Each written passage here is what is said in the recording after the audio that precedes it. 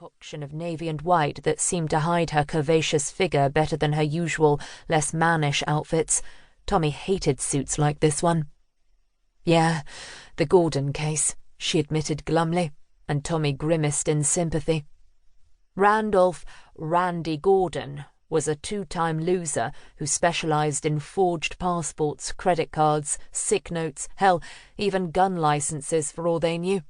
This time, Hillary had caught him banged to rights with a stack of falsified papers destined for illegal immigrants, but his barrister had come up with a glitch in the arresting officer's procedure, and now it looked as if Gordon was going to walk. "Tough luck, Gov," Tommy commiserated quietly. Hillary sighed in acknowledgement, but was already shrugging out of her coat and slinging it across the back of her chair. Across the way, the door to DCI Mel Philip Mallow's office remained firmly closed, and she wondered if her immediate superior and friend for the last 20-odd years was even in yet. If he wasn't, it served the silly sod right. The whole station knew that the twice-divorced DCI Mellow Mallow and her sergeant, Janine Tyler, were all but shacked up together, and rumour also had it that it was this naughty relationship that had helped to scupper Mel's chances for a superintendency when their current boss, Marcus Donlevy, had been promoted. Way back in January, Marcus was supposed to have been booted upstairs. But due to some snafu or other, it was only now happening. And Hillary wouldn't have been human if she hadn't wondered if her own chances of stepping into Mel's shoes as a new detective chief inspector might just have been in the offing. But there'd been serious obstacles to that happening back then. Ronnie, the bastard, had died in a car crash, and with his death had come serious allegations of corruption. Corruption, moreover, that had been subsequently investigated and corroborated. Worse still, the internal investigation team had had her firmly in their sights too, for a while. But long since separated from Ronnie, Hillary had had nothing to do with his animal parts smuggling operation, as the investigation had finally proved.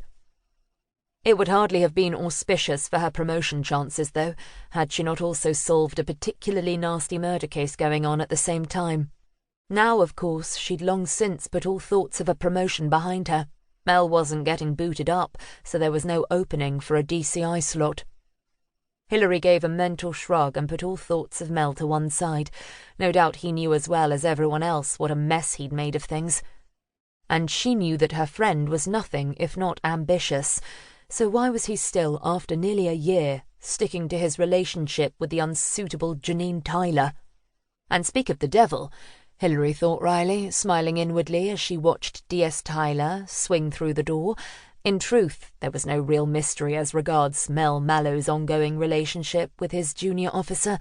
Janine was almost the archetypal blonde bombshell. She was young, not yet 27, and had long pale blonde hair, the almost obligatory blue eyes, and a slim, athletic build that was the envy of many. Hillary had not been best pleased when she'd first learned of their affair. Janine, as a humble sergeant, was supposed to answer directly to Hillary, who answered to Mel, who answered to Donlevy, and so on up the food chain. The thing was, Janine tended to think that having the DCI's ear, as well as every other part of him, circumnavigated Hillary's part in the link. An error that had caused some friction between the two women in the past. Now, though, things seemed a bit more settled, although Hillary was well aware that Janine would have preferred to work with another DI. But that was life for you. Give it half a chance and it would bite you in the arse. "Janine?" Hillary greeted pleasantly as her pretty blonde sergeant settled herself down at her desk. "Making any headway with the warehouse fire?" "Arson, boss. Clear as day," Janine said, and for a while they went over her previous day's interview with the fire marshal, the witnesses, and the warehouse owner. Tommy, busy typing up his notes on his own cases, paused momentarily when Frank Ross, reeking of cigarettes and booze, shuffled by. The poisoned cherub, as he was universally known behind his back and sometimes to his face, was looking even more hungover than usual. He slumped down at his desk and began to initial pages on a report which even Tommy could see he was barely making a pretense of reading. The sooner Ross took early retirement, the better. It was a sentiment unanimously held at Kidlington Nick, from the desk sergeant up to the chief constable. Only Frank Ross never seemed in the mood to oblige. Hillary, going through her own paperwork with rather more diligence, finally took a break.